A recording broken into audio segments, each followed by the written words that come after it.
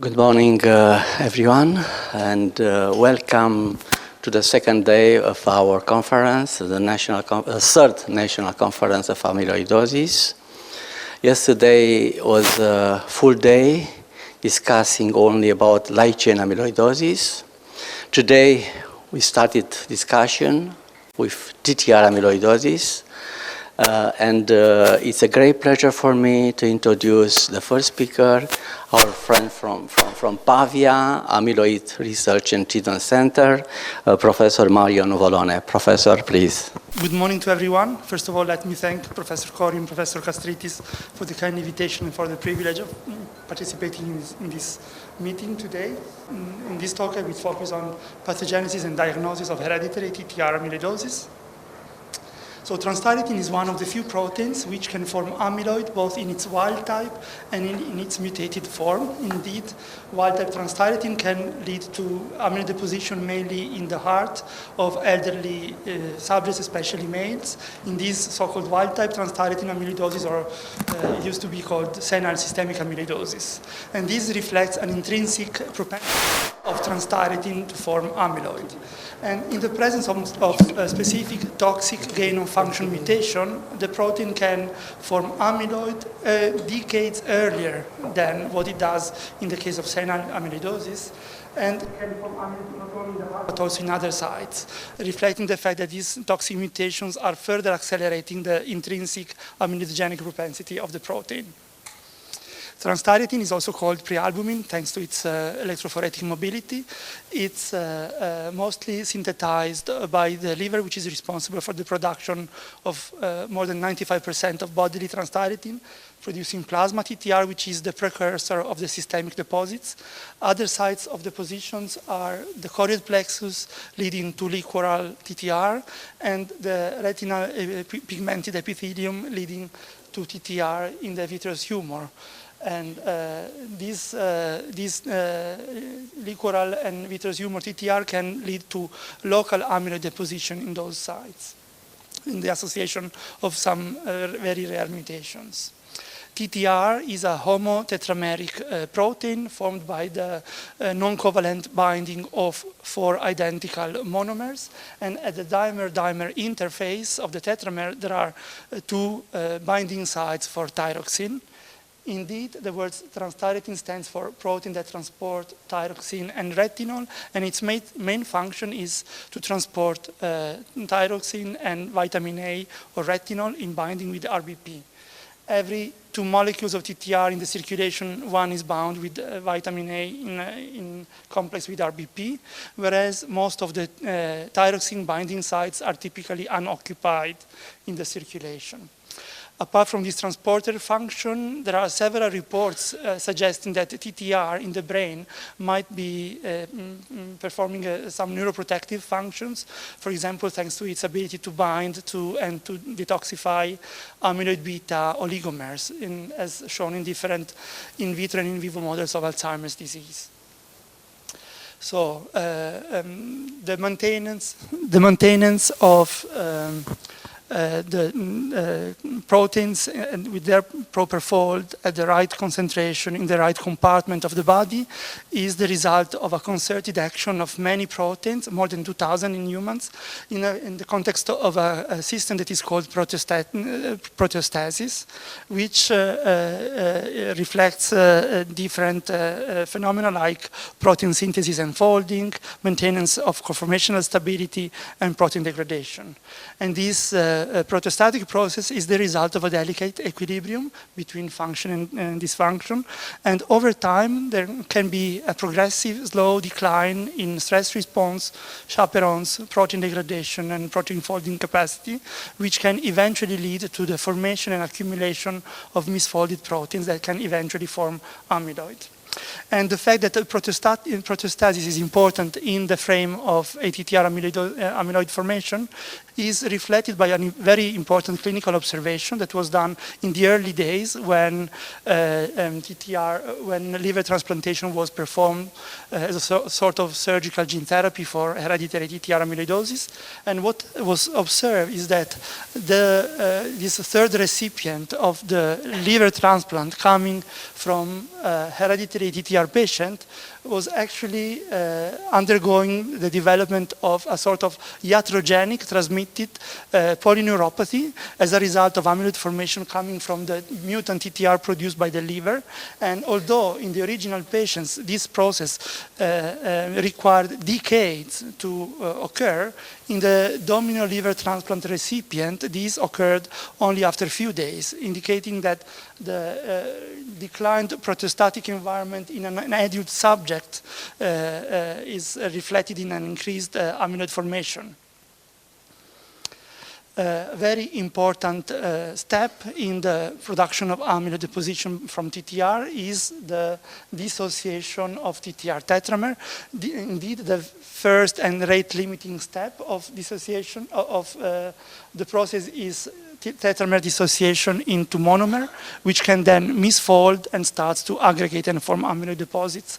And the importance of this process has been reflected by the observation that disease-causing mutations are indeed destabilizing the TTR tetramer, favoring the formation of free monomers, which then aggregate. Another important aspect in the pathogenesis is reflected by the proteolytic processing. We know that if we look at fibers extracted from tissues of patients with TTR amyloidosis, in most of the cases, we find a combination of full-length and fragmented TTR, indicating that the protein must be cleaved at some point. And these specific fibers are called type A fibers. They are the common type. They are weakly congophilic. They have intensing affinity for diphosphonate, and they are associated with the bone uptake at bone scintigraphy. And this is seen in wild-type ATTR and in most of the hereditary ATTR, but there are exceptions. In the early onset wild-30-met hereditary ATTR amyloidosis and in some rarer hereditary forms associated with some specific mutations, this process doesn't happen. In the fibers we find only full-length protein, no fragments at all, and these fibers are very different. They are strongly congophilic, and instead they do not bind for the diphosphonate, so there is no uptake with cardiac amyloid made of these species in the patients. And the fact that the proteolysis is so important is also reflected by some experimental observations, because in vitro we can achieve amyloid formation from transthyretin only under highly acidic conditions. But in the presence of proteolytic enzymes and of biomechanical shear forces, we can achieve amyloid formation also at under physiologic conditions. So proteolysis is important. And another compelling observation in the pathogenesis of the disease is the importance of gender. Indeed, we have a slight predominance of male gender in hereditary TTR with neurologic phenotype, which is stronger in patients with a mixed neurologic and cardiac phenotype, even stronger in patients with hereditary and cardiac-only phenotype, and is really strong in the wild-type patients where more than 90% of patients are male. And the reason for this is totally ununderstood at the moment. Of course, hormonal differences have been implicated, but we actually don't know because of the reason for this. And another important step in the disease is represented by seeding. This is the same as we see in all the types of amyloid diseases. We know that the amyloid formation takes a long time to occur. There is a very long lag phase until nothing happens, even if the precursor is there. And only when the first seeds of amyloid are formed, then the process can exponentially increase and become very manifest. And this has been demonstrated also in ATTR amyloidosis, both in vitro and in vivo animal models. And this seeding observation is also explaining another very relevant clinical observation, again in the transplant setting in hereditary ATTR amyloidosis. If we perform liver transplantation in a hereditary ATTR patient too late, when there are already amyloid seeds in in the heart and in the peripheral nerves, even if the new liver is only producing wild-type TTR without a mutation, wild-type TTR is adding to the already existing fibrils, and the disease worsened. And this is why liver transplantation was associated with better outcome when this was performed very early, before a significant amount of amyloid deposits. So hereditary ATTR amyloidosis is an autosomal dominant, late onset, rapidly progressive, multi-system disease. It can involve the peripheral and autonomous nervous system, the heart, but also other sites like GI tract, the kidney, eye, and eventually also leptomeningeal tissue. Also, osteoarticular manifestations are also rather common. The disease is caused by one of more than 140 toxic gain-of-function dominant mutations in the TTR gene. They have incomplete penetrance and variable expressivity, and the age of onset is mutation dependent, with some difference also across different families with the same mutation. Only few mutations are not disease causing and can be either neutral or even protective, as we will see. There is a strong genotype to phenotype correlations, with some mutations leading to an almost exclusive cardiac involvement, which is really a phenocopy of wild-type ATTR amyloidosis and indistinguishable from this, and that's why genetic testing is very important. Some mutations are associated with an almost exclusive neurologic involvement, but the majority of mutations stay somewhere in between this spectrum, leading to a so-called mixed cardiac and neurologic phenotype. These slides depict the distribution of the most prevalent mutations worldwide. The most prevalent one is definitely the VAL 122 isoleucine mutation, which is seen in 3 to 3.5% of individuals of African descent. This is associated with an exclusive cardiac phenotype, indistinguishable from wild-type ATTR amyloidosis, and this mutation has low penetrance, though. Another very well-studied mutation is the VAL30MET, which was initially discovered in Portugal and was found to be endemic in some areas of Portugal and also in Sweden, Japan, and some other areas in the world. In the endemic areas, VAL30MET is associated with a very early onset aggressive mostly neurologic phenotype. But surprisingly, the very same mutation, when identified in non-endemic areas, is associated with a rather different disease, later onset, more mixed phenotype, with a very difference also in the types of fibril composition, as I mentioned to you. And the reason for this discrepancy, despite the very same mutation, are currently not understood, were the object of very intense investigations. The genetic studies were performed, and several potential gene modifiers have been suggested to play a role there, but the reason why there is such a difference we actually don't understand. In our country, at least 31 different mutations have been reported in a survey dating back to 2020, but later, in more recent years, the number has substantially increased. We have some geographic clusters of some mutations in different parts of the countries. And here in Romania, there is a specific mutation that was discovered by Professor Coriu's group. And I'm with a particular phenotypes, mixed, aggressive, early onset phenotype, but I'm sure you will hear more today from experts in the audience. So let's then look at the phenotype and then the diagnostic pathway of transthyretin hereditary amyloidosis, looking at the two main manifestations, cardiac and neurologic involvement. Let's start from the heart. What we get is a restrictive cardiomyopathy with a concentric geometry, increased rigidity, diastolic dysfunction, and rhythm disturbances. This is not exclusive feature of hereditary ATTR amyloidosis with cardiac involvement, but the very same pattern can be seen in the wild-type form and also in AL and even in rarer forms affecting the heart, which is why when we have a suspicion of a cardiac amyloid involvement, differential diagnosis is very important. Recently, experts have met and identified some and wrote expert consensus recommendations for the suspicion and diagnosis of TTR-related cardiac amyloidosis. And in particular, clinical cues to cardiac ATTR amyloidosis are the evidence of a right-sided heart failure and heart failure with preserved ejection fraction.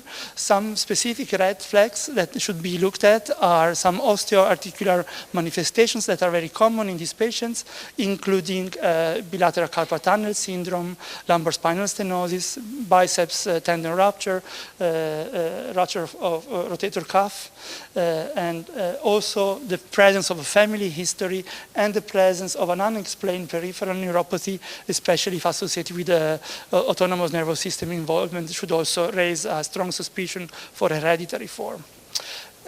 Imaging is very important in the diagnostic process. Echocardiography with strain imaging is very important to raise the first suspicion. Then cardiac magnetic resonance with T1 mapping and late gadolinium enhancement is very important to corroborate the suspicion of cardiac amyloidosis. Bone scintigraphy, as we will hear, is very important for the differential diagnosis. And additional tools that can help visualize amyloid in special cases are the PET with tracers for beta amyloids like florbetaben or florbetapir. And more recently, the group of Dr. Wall has also established some specific tracers for systemic amyloid deposits that might be also very useful. Few words more on the bone scintigraphy. You know, it's very important for the differential diagnosis of systemic amyloid with cardiac involvement. This based on the observation that the vast majority of AL patients with a cardiac involvement have no or little uptake of bone tracer, so Perugini score 0 or 1, whereas the vast majority of patients with transthyretin-related cardiac involvement have intense uptake, Perugini score 2 or 3 involvement. So this is the rule, but there are exceptions to this rule.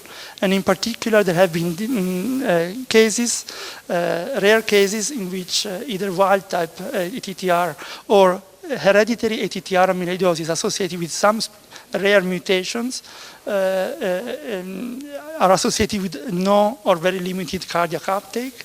And on the other side, other exceptions to the rule are the fact that 10 to 20% of AL cases and also some rare ApoE1 variants in hereditary ApoE1 amyloidosis can lead to an intense uptake of the bone tracers. So because of these exceptions, whenever there is monoclonal gammopathy, or when there is a strong suspicion of cardiac amyloid involvement and imaging studies alone are not conclusive, a tissue typing, a tissue-based diagnostic pathway is mandatory with adequate tissue typing technology.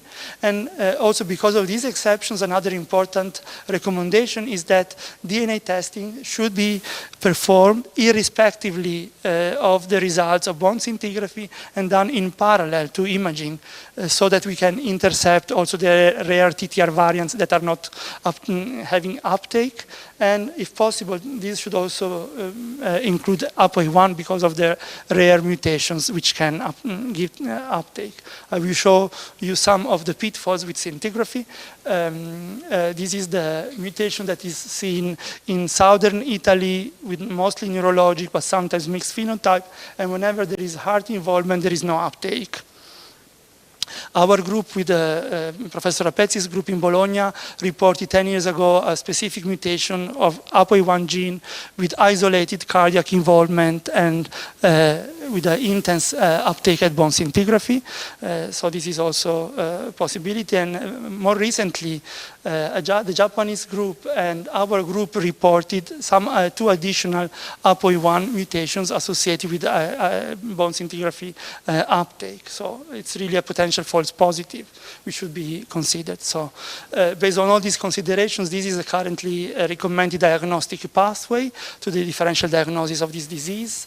In the suspicion of amyloidosis with cardiac involvement, the very first step should be M protein studies to look for potential AL amyloidosis, and this must be performed through serum free light chain assay, and serum and protein, urine, and electrophoresis and immunofixation in serum and urine. Any positivity of these 3 tests should lead to hematologic referral and a tissue-based diagnostic pathway. If all 3 assays are negative, then bone scintigraphy and genetic tests can be pursued for the further differential diagnosis. And whenever a tissue biopsy is needed, then it's very important that tissue typing is performed with adequate technology, including immunohistochemistry with validated antibodies for amyloid typing, or immunoelectron microscopy or mass spectrometry. And DNA testing is very important, as I mentioned, and should be performed irrespectively of the presence of a family history, irrespectively of the age of presentation, and of bone scintigraphy results. And since last year, there is a European program for quality control of molecular diagnostic. So laboratory performing TTR gene testing can also participate in this program. Coming to the neurologic involvement, this leads to a sensory motor length-dependent polyneuropathy, also with involvement of the autonomous nervous systems, and this is caused by the extracellular amyloid depositions at the level of nerves. We can find amyloid deposits. This is also associated with microangiopathy, which can lead to the disruption of the blood-nerve barrier, leading to circulating TTR from entering the endoneural space, forming amyloid, leading to edema, which can also be visualized at MRI. And this is also associated with the distortions and atrophy of Schwann cells, which is associated with small fiber axonal loss, whereas large myelinated fibers are typically unaffected. The magnetic resonance neurography can detect, localize, and quantify lower limb nerve injury, even in asymptomatic carrier, but this is not widely available. What is instead rather useful is skin biopsy for a dual purpose. From one side, this biopsy can look for amyloid deposits, and which can be found in 70 to 80% of patients, symptomatic patients, and even in a subset of still asymptomatic carrier of mutations. And on the other side, the skin biopsy can also be used to look for intraepidermal fiber density, which is decreased as a very early sign in the course of the disease. So it's very useful when we are monitoring carrier of disease-causing mutations. There are also expert recommendations for the diagnostic workup for patients with a suspected hereditary ATTR with neurologic involvement. We should think about this disease in the context of an idiopathic, rapidly progressive sensory motor axonal neuropathy, or also in the context of an atypical chronic inflammatory demyelinating polyneuropathy, because CIDP is the main misdiagnosis for these patients, especially in the presence of family history or osteoarticular manifestations, autonomic dysfunction, gait disorders, also signs of systemic disease or heart, eye, or renal involvement. And in the case of this suspicion, the very obvious first point is genetic testing, because if this is negative, then hereditary ATTR can be excluded, but in the case of positivity, then biopsy may also be helpful to further corroborate the diagnosis. And in this case, the different sites that can be used for biopsy are the fat PET, but also skin biopsy, as we mentioned, or the labial minor salivary gland is also an option. We should also look at the mutation and look at the phenotype of the patient, something that is very important. Also in this setting, we always have to consider the possibility of AL and look for a potential M protein, because if an M protein is there, then we need to differentiate hereditary from AL amyloidosis, and in this case, a biopsy with typing is then really needed and not optional. And if the mutation is associated with a potential cardiac involvement, then bone scintigraphy and cardiac imaging is very helpful, because we could achieve a biopsy-free diagnosis in these patients with a mixed phenotype. As soon as we identify a patient in the family, we then can and should offer genetic testing to family members at risk. This is very important and to be done in the context of a genetic counseling with a multidisciplinary team, because this will help us to identify potential carrier of the disease-causing mutations, which we can follow up to achieve very early diagnosis and intervention. And there are, again, also expert recommendations on how to handle this situation. And what is very important when identifying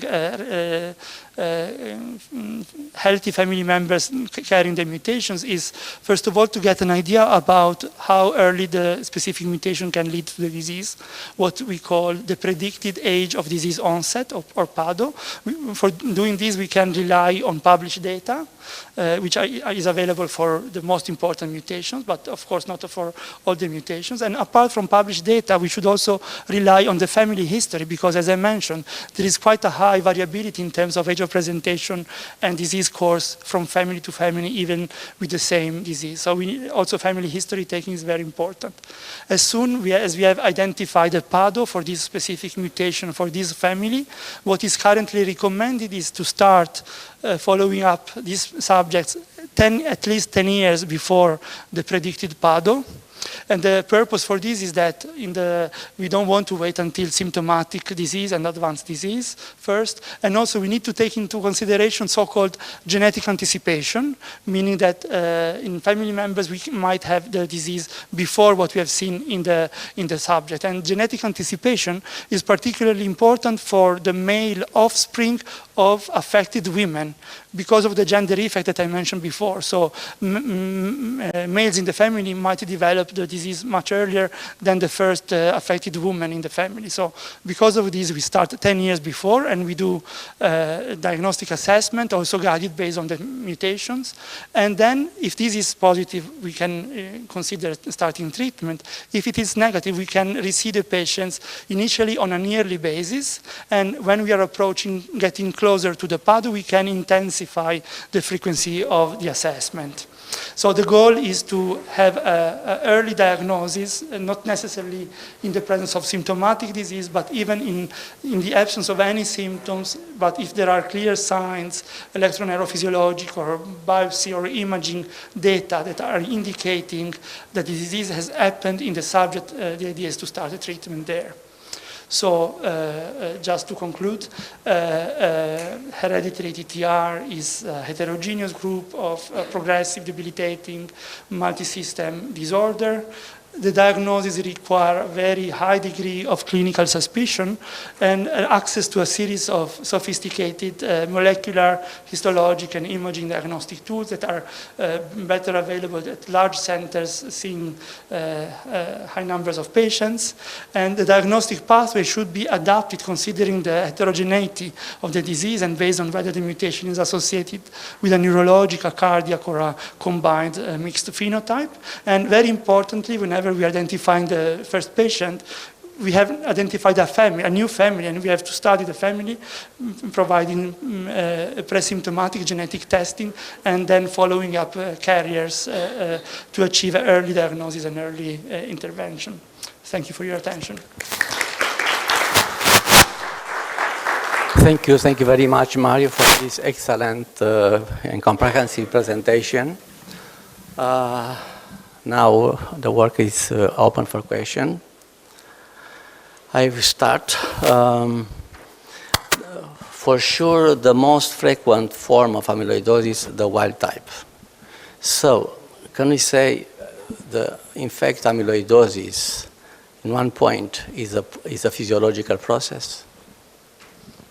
It's a very good question, and it's really tempting to think about this because actually wild-type ATTR is really very prevalent, and we are now starting to see this, but I assume that it's still the top of the iceberg that we are seeing at the moment, but the disease is really then being increasingly recognized. But if we rely on autoptic studies, there are data now since several years that 20-25% of ultra-octogenarian subjects who died for any reason do have TTR amyloid deposits in the heart.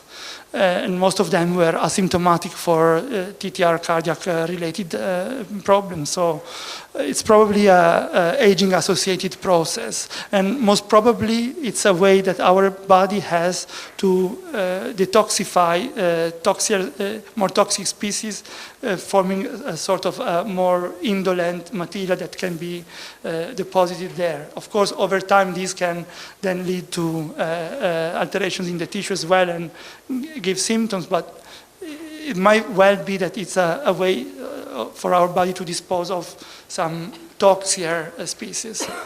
Anyway, at least for me, this protein, transthyretin, is still unknown protein.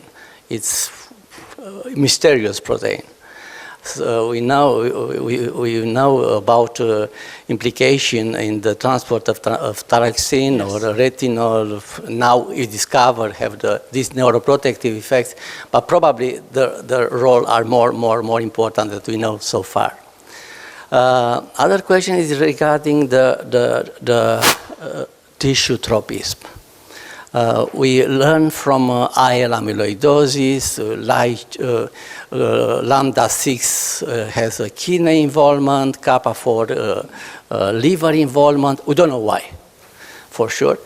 But the same thing we can see in the hereditary TTR. We see some mutation have a neurological involvement, some cardiac involvement, some mixed phenotype. Do you have any feeling for that? I know for sure nobody knows. Yeah. Do you have any feeling for that? Yeah, it's a very interesting question, of course, and it's something that we see also in other hereditary forms of mutation. We were also discussing with you and your colleagues for APOE1 and lysozyme, for example. There also we see a very genotype-phenotype correlation with very divergent organ tropism based on the different mutations. We totally don't understand this yet, and it's very intriguing and mysterious.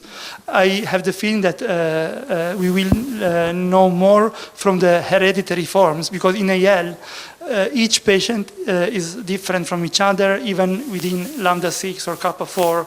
Every patient has more mutations, so it's really too complex. And also in AL, sometimes we see only one organ because we were diagnosing the disease earlier, but maybe if we would have waited longer, then the same protein would have gone also in other tissues. So there we also have the variable of the timing of the diagnostic delay. In hereditary forms, it's easier because we can follow patients when they are still presymptomatic. We have the family information, and we really know that some mutations are going on in one organ or the other. So we still don't understand anything of this, but it's very intriguing, and my assumption is that studying hereditary forms will tell us more than what studying AL in terms of organ tropism. Thank you, thank you. Other questions? Please, Andrea. Hello. I have a question regarding diagnosis. So I was wondering if you perform a biopsy for every patient suspected of ATTR amyloidosis. If you perform a biopsy for every patient.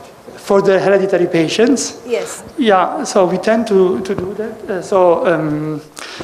We tend to do that even if there is a DNA that is clearly showing the mutation, and especially with the PET aspirate, because this is very invasive and non-invasive, minimally invasive, and in some patients it helps us to really confirm that there is a deposition. Most of the mutations that we are seeing in Italy are with cardiac or mixed phenotype, so in that case bone scintigraphy is also very helpful for a biopsy-free phenotype. But with patients with only neurologic involvement, we tend to do at least the PET aspirate. But then if this is negative, there is no M protein, if there is really no cause of potential concomitant cause of the neurologic phenotype, skin biopsy is also helpful because we can find amyloid there, and is also helpful when we are following carriers, because it's very early identification of the reduced fiber density, and if we find amyloid there, we're happy, and we have like basically two positive results with one biopsy. But there are cases in which there is a clear neurologic phenotype with sensory motor autonomic phenotype of a very well-known established pathogenic mutation. The fat is negative and there is no M protein, then we can diagnose on a genetic basis. But it's very important that other potential causes have been excluded. Thank you. Regarding tissue biopsy, how often are you due in the real life cardiac biopsy or nerve biopsy? Okay, so nerve biopsy, very rarely, almost, we're not doing this anymore. We rather prefer skin biopsy for the reasons I mentioned before. Cardiac biopsy very often, actually, and this is our typical approach in patients with a suspected systemic amyloidosis with cardiac involvement and protein. If the patient comes to us, if the patient has an M protein, we don't even do bone scintigraphy because it's still not conclusive, but most of the patients that come to us have already done bone scintigraphy at home. But independently on the bone scintigraphy result, if there is a suspicion for cardiac amyloid and an M protein, we do fat PET aspirate first. If this is positive, and in AL, in most of the cases, this is the case, and we type, and especially if the patient has other features of like renal involvement or macroglossia, etc., then we accept that and we go on. If the fat PET is negative, or if the patient has a truly isolated disease with no other signs that would really help us differentiate between AL and ATTR, then we go for endomyocardial biopsy, which we have done this in hundreds of patients, and with our cardiologists, it's a safe procedure and it's working very well because it really gives us conclusive data. In the room we have very important cardiologists, so this will be very important information for us. But we have to emphasize something. You are using mass spec on the tissue. So we are using. So for that we need very confident tools to analyze the tissue. Yeah, we use both mass spec and also immunoelectron microscopy. In our hands is a very reliable but still challenging and not widely available tool. We do both and have very good concordant results there. Because this can be a problem in Romania. I mean, it's a pretty risky procedure, and we do not. In Romania, in my understanding, we do not perform cardiac biopsy, but this is the reason because we cannot analyze by this. Yeah, but apart from mass spectrometry, which needs like specially preserved tissue and it's very complex, also with the tissue can be formalin fixed, paraffin embedded, handled for standard histology assessment, and then on this very same paraffin block, we can then use immunoelectron microscopy, or eventually mass spectrometry at centers like Mayo Clinic doing laser capture micro dissection. So there is still potential to go for this procedure and then either try to establish in-house immunohistochemistry with validated antibodies, which would be the easiest way, and then refer for immunoelectron microscopy or mass spectrometry only the most difficult, challenging cases or in case of inconclusive results. So this is very important. If we have in the real life such cases, we have to be aware about this preserved condition. I mean, we have to set up very well logistics before to perform, and then maybe to send in your center, maybe to discuss before. We would be very happy. Because sometimes we really have this kind of patients. We really need. We are already doing this in the country, also for some other countries that are doing shipping us samples. So it's really working and can be organized. So you should consider this possibility, and we are very happy to contribute if possible. Excellent. Thank you very much. Thank you very much.